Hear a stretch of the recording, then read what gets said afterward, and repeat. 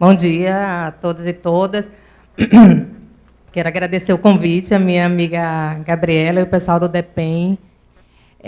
Só para entender assim, como é que eu caí aqui, né? O que eu tenho a ver aqui com o tema. Eu já estou nesse tema, acho que ele confunde com a minha história de Brasília. Como vocês percebem, meu sotaque, eu sou bem aqui da região, sou nordestina também. Fico feliz de voltar aqui no Maranhão, né? Faz tempo que eu não vim aqui. Eu sou de Alagoas e moro há 16 anos em Brasília. E a minha história de sistema penitenciário confunde um pouco a minha história de vida nesse tempo que eu vivo lá em Brasília e atuando lá no Departamento Penitenciário Nacional. Nesses 16 anos, tive a oportunidade de atuar em várias áreas dentro do DEPEN e fiz uma época, fiz um mestrado nessa parte do encarceramento feminino e que tive a oportunidade também, né, de gerar um livro também sobre a pauta do encarceramento feminino, especificamente sobre mães e crianças atrás das grades. E agora, nesses últimos 3 anos, o DEPEN criou uma área específica sobre mulheres e agora está estruturando uma parte sobre diversidade e que eu estou à frente também. E agora a gente vai dialogar. Eu não queria chamar de palestra, eu queria que a gente dialogasse um pouco sobre essas experiências que a gente vai conversar aqui. A minha fala eu vou dividir da seguinte forma, para a gente dialogar e aí fazer algumas propostas no final. Eu vou apresentar algum contexto do encarceramento feminino, então, já que a proposta foi pensar perspectivas de gênero no sistema prisional.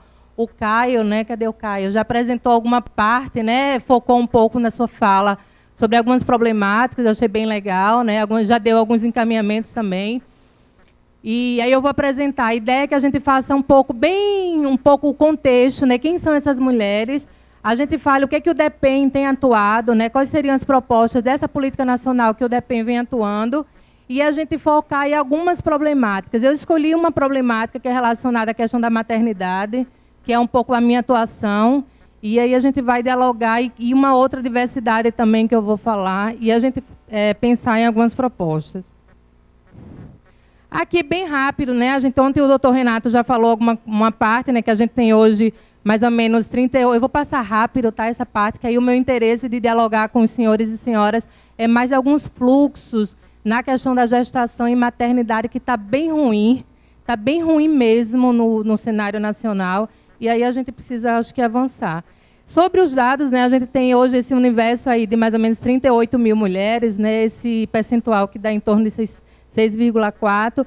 Esse dado aí foi do último Infopem, né, está no site, eu acho que todos os senhores e senhoras já têm conhecimento, que esse aumento da população carcerária feminina, né, é absurda, né, essa curva aí dá 567%, né, feminino, em detrimento de 220% masculino, né, então a gente vê essa curva feminina de forma muito alarmante, né, no Brasil. Esse acompanhamento vem também em termos mundiais, claro que acompanha, né, essa coisa da relação com o tráfico de drogas. Um dado assim que eu tinha pesquisado isso quando eu lancei meu livro, e é um dado assim que a gente, né, infelizmente, esse é um dado bem assustador, né? A gente perceber que tem mais mulheres hoje no Brasil em estabelecimentos mistos. E aí a gente pensar que a maioria desses estabelecimentos são estruturas adaptadas, estruturas que não foram originariamente pensadas para as mulheres, né? São pensadas para homens. Aí a gente tem ali, né, 7% das mulheres ficam em estabelecimentos exclusivos, que foi o último dado agora divulgado, né, que dá 103, 17% em estabelecimentos mistos. E aí a gente pensar, né, que dentro desses estabelecimentos mistos a gente tem crianças, tem gestantes, e aí não se tem uma diretriz nacional ainda sobre essas estruturas. Tem pessoas com saúde mental, estou vendo a minha amiga, né, a defensora pública, a Patrícia, do Rio de Janeiro, pensar em saúde mental, né? Como é que a gente pensa saúde mental em estruturas mistas? E são estruturas masculinamente mistas, né? Masculinamente mistas, porque é assim que a gente tem que encarar essa realidade. Por quê? Porque as regras são pensadas para homens, as estruturas são pensadas para homens, aí o que sobra é para pensar para as mulheres. Então, esse cenário aqui é um cenário que a gente tem que pensar e aí atacar uma realidade que é perversa para a questão do gênero, né, feminino. E aí passa pela questão da estrutura, sim. Claro que a estrutura não é só o problema da estrutura, mas a estrutura, sim, é um dos grandes problemas da questão do encarceramento feminino. E aí a gente tem esse cenário, né, em nível nacional. De uma forma genérica, a gente tem essa população jovem, né? 50% tem entre 18 e 29 anos, oriunda de estratos desfavoráveis economicamente, baixa escolaridade, a maioria tem filhos, são negras. Um grupo crescente da população de rua, né? Esse é um dado muito conjuntural, né? Nos últimos 15 anos, essa vinculação de população de rua vinculada com questão de drogadição. Envolvimento com drogas, né? Essa parte também eu vou passar, que eu acho que né, cada um aqui, como visita muito, né, penitenciário, ou está entrando, já... A gente colocou ali, a maioria das prisões são feitas em flagrante, sem o processo investigativo. Acho que alguém hoje já falou também isso, né? Infelizmente, essa vinculação da questão do encarceramento feminino, e aí o que sobra também para a mulher, o que agrava, né? Processo em flagrante, sem processo investigativo e atestado com testemunha policial. Há várias teses hoje em dia, né? Eu lembro quando eu pesquisei isso, né, em 2006, 2007, existiam poucas bibliografias sobre isso. Hoje em dia tem muita coisa isso que relaciona isso, que a mulher sofre a questão da penalidade de forma mais grave, pela questão de gênero, né? Porque sai desse estereótipo, né, que relaciona que a mulher tem que ser uma mulher boa, tem que ser a mulher que cuida da família. Então, há uma intolerância, né, para os órgãos, desde a questão da polícia, enfim. E cada vez mais a gente tem prendido, e os dados mostram isso, né? Se a gente tem essa curva de encarceramento feminino, ainda que seja 7%, se a gente tem a curva de encarceramento feminino de forma alarmante, a gente tem que se preocupar realmente com o encarceramento feminino. Atinge todas as idades, a gente chega nos estabelecimentos prisionais no Brasil, a gente vê muitas mulheres idosas, né? Então, muitas mulheres idosas que têm assumido essa questão do tráfico, né, relacionada com a questão do filho ou da filha. E aí a gente tem o núcleo familiar todo envolvido, e o reflexo disso na questão do encarceramento com a questão social não é levado em conta nas políticas sociais, né? Então, assim, é um retrato muito devastador isso, né? A questão de o encarceramento perpassar várias idades, né? Não só a questão, claro que a maioria são jovens, mas perpassa, obviamente, várias idades. A questão da política contra as drogas, obviamente, já se tocou aqui também, né? Que é uma luta, a gente acredita que é uma lei contra as mulheres, e sempre nessa posição periférica, né? As mulheres não atingem essas megas organizações criminosas.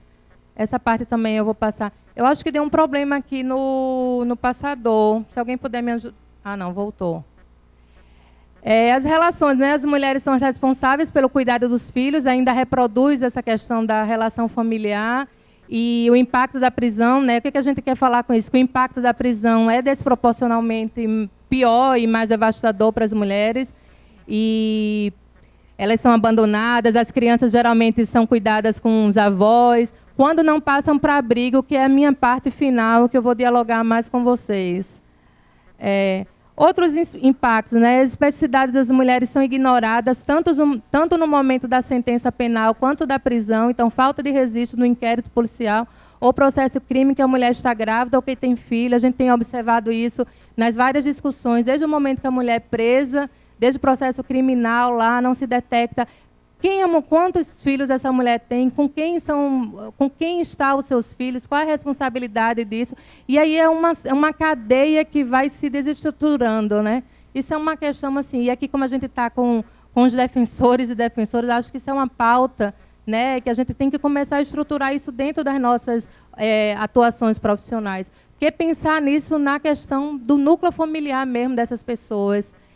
O sistema, eu já falei isso, né, que são pensadas por homens e para homens, né, desde a questão da estrutura, às várias práticas e serviços penais, ausência de atendimento às necessidades específicas das mulheres, desmembramento do grupo familiar, incremento da vulnerabilidade econômica, né, para a gente pensar nos impactos.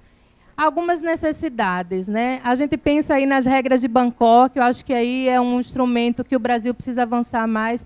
Cadê o padre Valdir aí, que foi deve estar por aí, a pastoral carcerária, né, fez o nosso favor, né, de traduzir de forma não oficial as regras de Bangkok, que é um instrumento que o Brasil ainda usa, porque não teve a tradução oficial, né, de forma pelos governos ainda. Então, é um instrumento que a gente poderia se utilizar mais para melhorar as gestões prisionais e no âmbito do encarceramento feminino. Fomento de políticas públicas voltada à revisão da lei de drogas, né? Acho que esse aqui, acho que o Rodrigo falou um pouco sobre isso. Avançando na relação tráfico-consumo, a gente acredita que um dia a gente chegue lá, né, nessa relação de tráfico, porque senão cada vez mais a gente vai ter um encarceramento de mulheres de forma alarmante. Maior aplicabilidade da Lei 12.403. Hoje em dia a gente teve uma discussão, uma época com o CNJ, e a gente sugeriu que tivesse feita uma pesquisa sobre isso, que a gente não tem ainda, depois que foi lançada essa lei de 2011, quantas mulheres gestantes que poderiam ter, ou com... que estavam nessa época com gravidez de risco, ou que eram responsáveis por seus filhos, né, menores de 6 anos, na época, que fossem aplicadas uma medida cautelar para uma prisão domiciliar, para reduzir o encarceramento de mulheres. A gente não tem no Brasil um dado que pudesse nos auxiliar sobre isso, né? E a gente sabe que ainda, já falou isso, o doutor Renato falou ontem, a dificuldade de a gente ter um dado maior sobre isso, a dificuldade, né, de se dar, os juízes aplicarem a lei das cautelares. Cuidados com saúde mental também, já falei. Entendimento que a prisão domiciliar, a gente acredita, né? A gente já tem vários H6 sobre isso, tem entendimento do que não é só para preso provisório, pode ser para regime fechado e semiaberto. Tem a decisão lá no Distrito Federal, acho que foi um grupo lá de advogadas da OAB-DF, que conseguiu, pela primeira vez, uma prisão domiciliar humanitária para uma presa que tem uma filha lá de 11 meses, e conseguiu que a presa saísse com a menina que estava com condições de saúde muito delicadas, e a gente acredita que foi uma forma, porque a menina não tinha para onde ir, e o abrigo não poderia ser a resposta para isso. Eu acho que isso é um instrumento muito interessante que foi alcançado, e aí a gente acha que isso é uma forma que esse entendimento do artigo 117, né, que pode ser aplicado para a prisão domiciliar. Uma coisa que a gente entende que também é muito interessante é essa identificação do fluxo de responsabilidade materna e paterna no contexto de privação de liberdade, porque às vezes a gente fala muito no contexto materno e a gente esquece às vezes, aí é quando a gente fala, eu falo todos os órgãos, a questão de responsabilidade dos pais, né? Tem uma assistente social lá no Distrito Federal também que sempre fala com a gente, mas por que o pai não é ouvido? Tem várias sentenças aí que já teve questão até de destituição do poder familiar e o pai não é ouvido, mas por que o pai não é ouvido, né? Claro que ele tem direito também de ser ouvido. Então, a gente entende que nessas reformas e fluxos de maternidade e paternidade, claro que tem que ser direito dos dois, né? Mas, infelizmente, a questão ainda é focada na questão da maternidade, porque quando a gente fala, parece que a maternidade, a gente defende que, dentro do sistema prisional, a maternidade ela não é pautada como ela deveria ser pautada. Ainda há várias falhas que têm que ser melhoradas, mas a questão da paternidade, obviamente, que tem que ser melhorada e tem que ter um fluxo para garantir a questão do direito à paternidade. Realização de audiência de custódia, não vou me alongar nisso, né? A gente falou, hoje a mesa de manhã foi para isso. Aplicação de alternativas penais, né? Nosso grande sonho aí que se dê mais alternativas penais. Aqui eu vou só retratar um pouco o que o DEPEN fez, e aí eu vou convidar todos que olhem, né? É um instrumento que saiu ano passado, chama a nossa Política Nacional de Atenção às Mulheres, é a portaria número 210. Todos os estados estão elaborando as suas políticas estaduais, é uma política que teve participação da sociedade civil. Todos os estados estão em fase de elaboração. O primeiro estado que conseguiu publicar essa política agora em outubro foi o estado de Alagoas, e o Espírito Santo está publicando esse mês, se eu não me engano. Maranhão, estou com a equipe ali do Maranhão, ali está a Maria Augusta, que é assistente social, e a equipe está em fase de elaborar. O que o DEPEN tem fomentado isso? Que em cada estado haja um comitê específico da secretaria que cuida da administração penitenciária, e que esse comitê seja de forma interdisciplinar e que tenha a participação dos diversos órgãos que cuidam da execução penal. E aí, obviamente, que a Defensoria Pública deveria fazer parte dessas reuniões, desses comitês, para pensar. E aí eu convido que vocês se integrem, né, aqui nos vários estados, que conheçam, né? Infelizmente, esse instrumento, eu sei que nem todos conhecem. Eu queria que todos... Qual é o objetivo desse instrumento? É auxiliar, foram 3 anos. Por quê? Porque a demanda era... o DEPEN não tem uma diretriz nacional que auxilie o Estado a melhorar as práticas de encarceramento feminino. Então, a gente fez vários seminários nacionais, e aí é um instrumento, tem várias metas, por exemplo... Tem uma meta aqui, a primeira meta é sobre um banco de dados, sobre o diagnóstico. Então, a primeira meta, quais são as unidades mistas que você tem? Né? Aqui, por exemplo, o Maranhão tem 5 unidades mistas. Eu lembro que eu estava com uma discussão lá no Goiás, com o pessoal do Goiás e o pessoal da Corregedoria. Me falou assim, Rosângela, eu descobri que tem uma criança com 3 anos numa unidade prisional. E a mãe está presa, a avó está presa, mas a criança tem 3 anos e a juíza não dá uma prisão domiciliar porque não tem ninguém.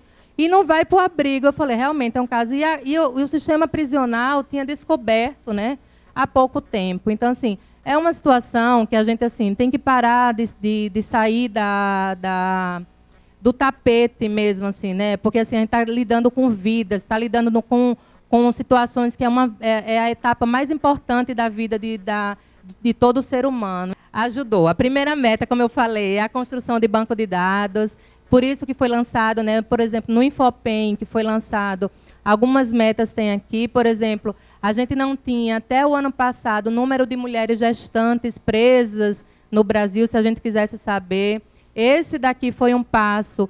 Com o Sisdepem, eu estou vendo ali, né, o André, com o Sisdepem, a gente vai estar melhorando esses indicadores, a meta do Depem é essa. Tem vários indicadores que estão na política, foram propostos na política, e não foram lançados no Infopem Mulher ainda, porque é um processo que está em construção. Então, essa é a primeira meta. A gente está cobrando que os estados elaborem suas políticas e comecem a dizer, para que não aconteça isso que eu falei, eu citei o exemplo do Goiás, mas é um exemplo que acontece em vários lugares. Não é o exemplo de um estado, de uma forma crítica. É um exemplo para que o estado diga, o que acontece naquela unidade mista? O que acontece? Onde estão as indígenas? Né? Onde estão as presas LGBT? Onde estão as presas que têm deficiência? Tem acontecido alguma coisa sobre essas práticas? Tem sido levado em conta as suas especificidades? As presas com transexuais, tem sido levado em conta a sua opinião para ficar em quais unidades prisionais elas querem ir? Ou tem que ser de forma judicial? Né? Isso tem uma questão, e aí a Defensoria tem total participação nisso, para entender e estar junto nesse processo. Então, aí a política veio... São 6 metas aqui, eu vou passar rapidinho, só queria que vocês realmente fazer um apelo que cada um pudesse entender aqui o processo. A segunda meta aqui é o incentivo aos estados para a relação dos direitos, então aqui entra essa parte das peculiaridades, a gente pensou na questão de gênero, etnia, orientação sexual, identidade, maternidade, religiosidade, deficiências, bem como os filhos. Um rol de assistências, por exemplo, assistência material, assistência à saúde, assistência à educação, assistência jurídica, assistência psicossocial, assistência religiosa, assistência laboral, assistência à maternidade e à criança intramuros. Cada um desses aqui tem uma série de submetas, né, digamos assim. E aí, numa discussão secreta, uma presa, né, uma pessoa falou assim, a gente fez um curso sobre... Era um curso...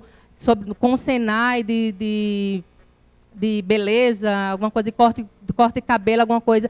E ela falou, como é que a gente vai aprender se a gente não tem creme, se não tem os produtos? E aí o secretário, e a gente já tinha feito uma discussão anterior sobre a política, ele pegou o microfone e falou assim, na próximo ano que vem, no orçamento, eu preciso incluir shampoo, condicionador para a mulher, e aí as presas falaram, hidratante, não é, secretário?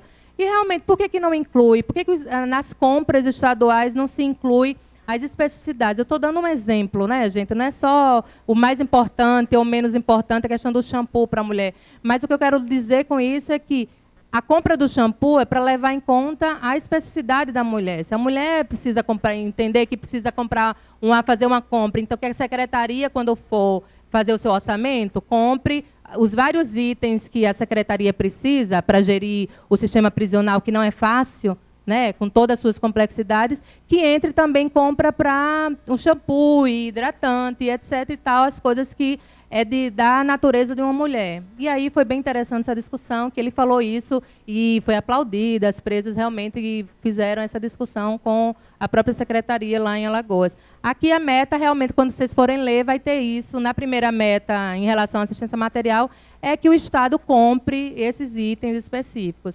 cada uma meta aqui, por exemplo, na questão do trabalho, a gente fez uma discussão que era uma demanda, por exemplo, para que houvesse compatibilidade da questão da gestação com a questão laboral e educacional, porque, em geral, as presas que estão nessa condição têm que escolher se fica com o filho, ou se estuda, ou se trabalha. Então, pensar nessas situações que possam ser cuidadoras e ter uma remissão ficta, por exemplo. São várias situações que tem que pensar, fazer um plano. E aí, viu, Maranhão, assim, estou dando alguns exemplos para vocês pensarem, já que vocês estão nesse processo, pensarem na realidade local e colocar isso no papel. E aí chamar a defensoria para ver a demanda, né, escutar as presas nesse processo também, para ver a demanda na hora que for elaborar a política estadual aqui com base nas diretrizes da política nacional.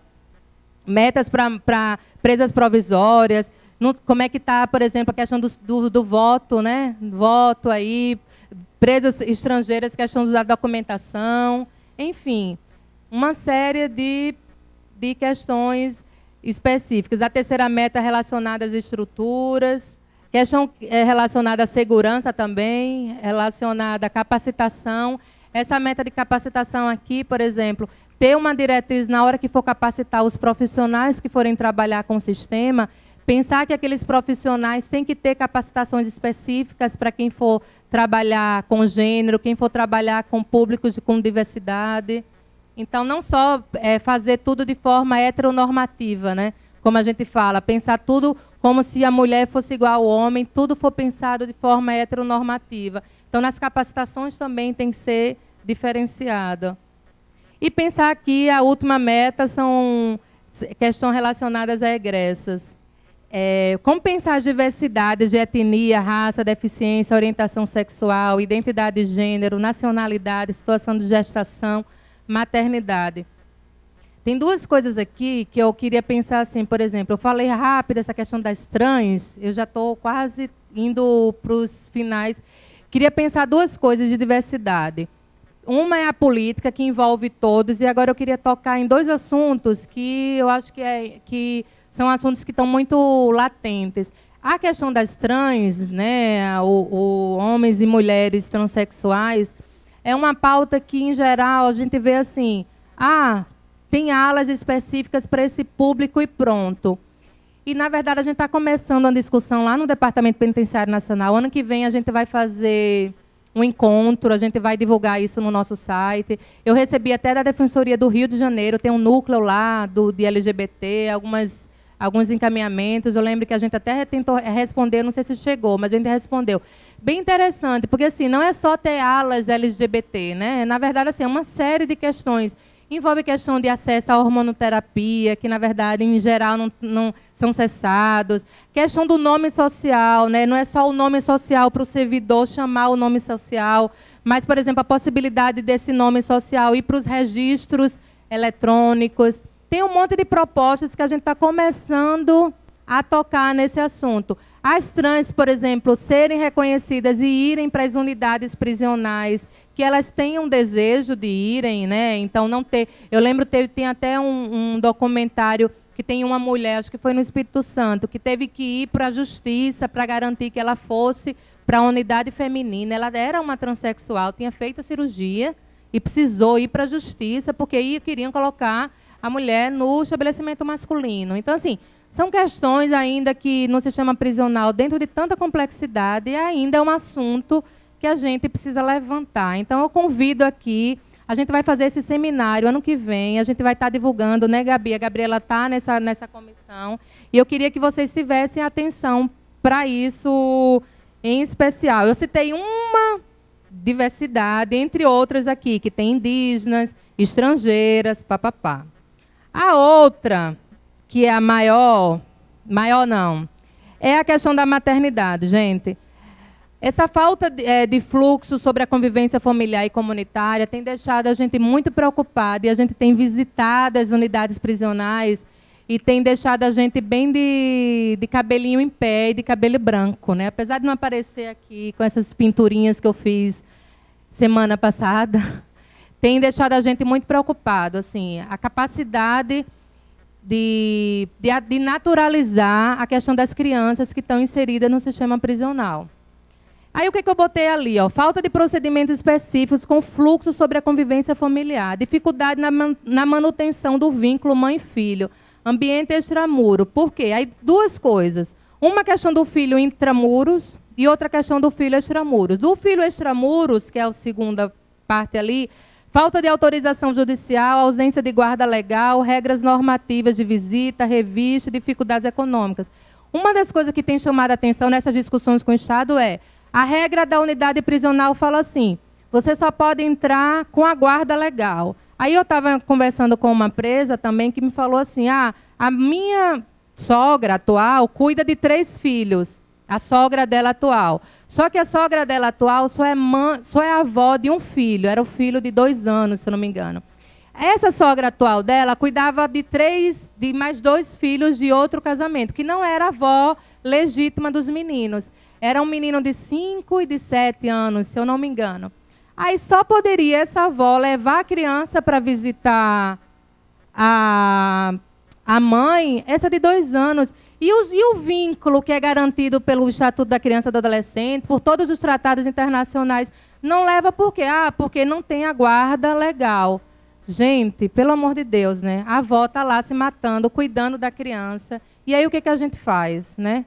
Tem que ir, aí a avó não tem dinheiro para ir para cartório, para fazer guarda. Então, assim, queria que isso a gente pudesse discutir. Talvez, assim, aí o Caio ali me ajude. Eu já vou propor uma reunião dia 1º de fevereiro com a ANADEF, com o DEG, para a gente pensar nisso, essas comissões. Isso eu acho que é uma pauta que a gente precisa, com o DEPEN, sabe, Gabi, e a ouvidoria, se a gente puder fazer essa reunião um dia, primeiro, com outras coisas que eu queria colocar, porque, assim, isso é uma questão que tem, assim, que termina ficando naturalizada. Aí vai, fica naturalizada, termina acabando, e não acontece. A outra coisa, e aí a questão dos filhos, aqui eu coloquei a quantidade dos filhos, que foi uma pesquisa que a gente fez, que deu a maioria, isso foi em 2002, que a gente mostrou que a maioria, né, tem 6 meses, mas ali tem, na época, em 2012, tinha 5 crianças que tinham de 2 a 3 anos, ali foi, acho que no Paraná, no Mato Grosso do Sul,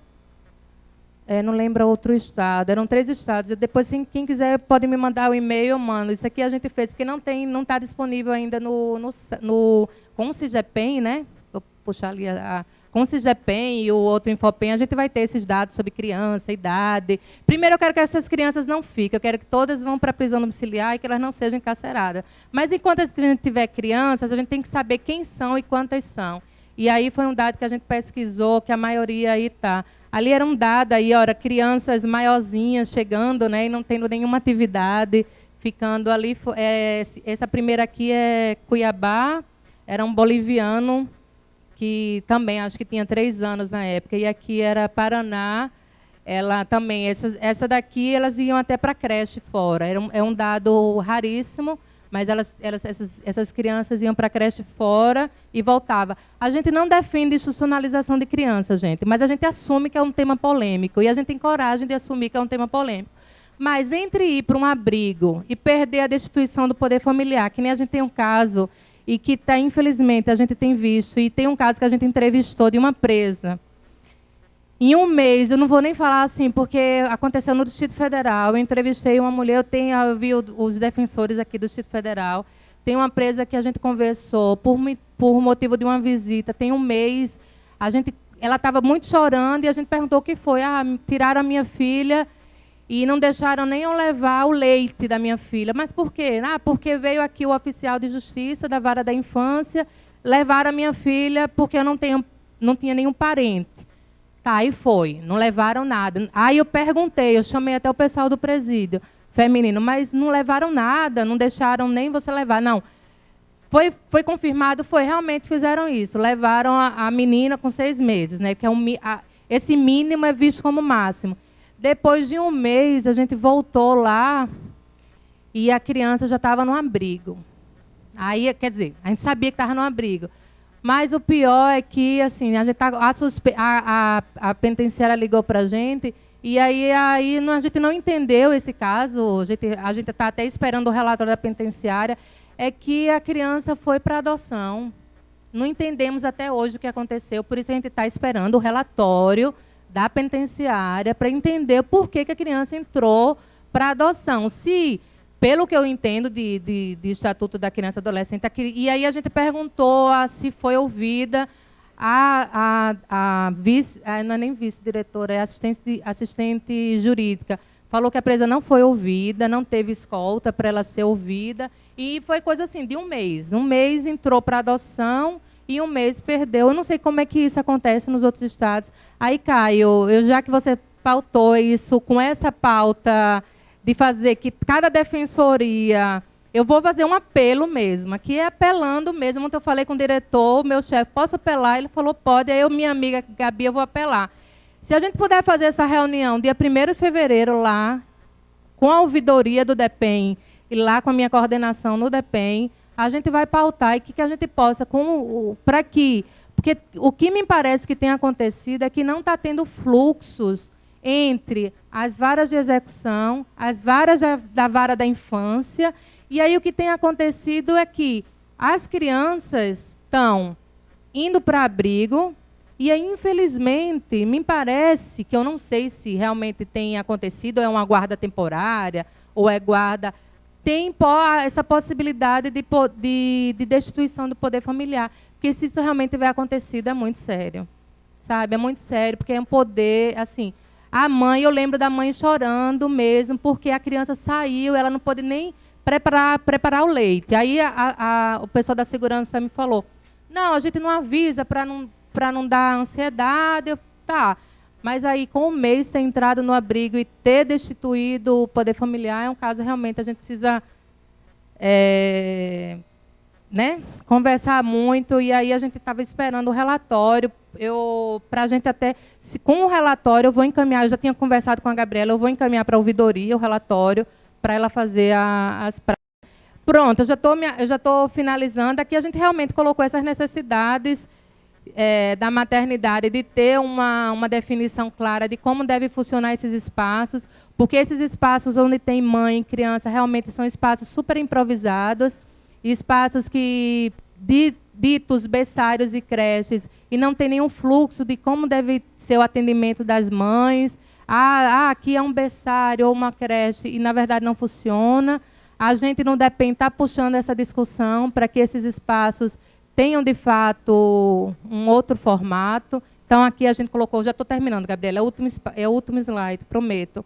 Aqui, entendimento. Aqui eu só queria, né, realmente... Ontem saiu essa lei complementar, gente. Exatamente, eu fiz essa alteração agora no meu slide. Esse é o último. Ó, tá vendo? Esse é o último. Saiu essa alteração aqui ontem, dessa lei complementar. Ontem, dia 9 de dezembro. Tá vendo? Era só para eu poder falar, né? Não foi nem eu que fiz, nem eu contribuí com essa lei, mas eu acho que é para todo mundo, para a gente socializar. Uma das minhas propostas é que, realmente, das minhas não, né? A gente acha que deve ter proporcionado locais planejados, né, para essas mulheres, com toda uma lógica de política pública, né, não só reprodução da lógica de segurança. E aí ontem saiu essa lei complementar aí, número 153, que fala que na lei do Fundo Penitenciário do FUNPEN, eles têm que implementar e manter creches e berçários em unidades prisionais. Então, assim, para encerrar, eu queria que realmente a gente pudesse fazer essa proposta, que a gente pudesse fazer uma reunião no DEPEN e que a gente pudesse fazer essa reunião com a ANADEF, ANADEP, com o DEGE, com o DEPEN, que a gente, DPU, que a gente, né, Tatiana, com a DPU, que a gente pudesse fazer talvez um dia 1º de fevereiro de 2016, para ser uma data, e que a gente pudesse, quem sabe, fazer um protocolo nacional que pudesse orientar as defensorias, orientar as secretarias de administração penitenciária, orientar, quem sabe, as varas da infância que lidam com isso, para a gente conseguir um melhor fluxo e melhores propostas, para a gente garantir o direito da infância, e principalmente dessa infância aí, que está bem esquecida, né, e uma infância que, infelizmente, está sofrendo com a questão do encarceramento. Muito obrigada.